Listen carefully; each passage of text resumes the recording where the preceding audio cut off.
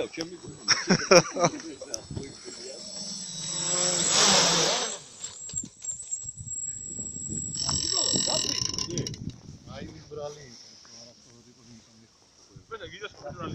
კალიბრაციის ამბავი ხო როიბო გვერდულად რო ანახე.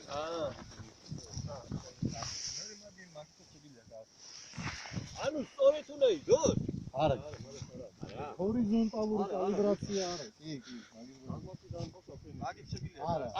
ეხლა სწორად რო დგას, საჩვენებს რომ დახრილი ვარო და მაგის გამო. ხო, ის ხო. აქ, ეხლა ეს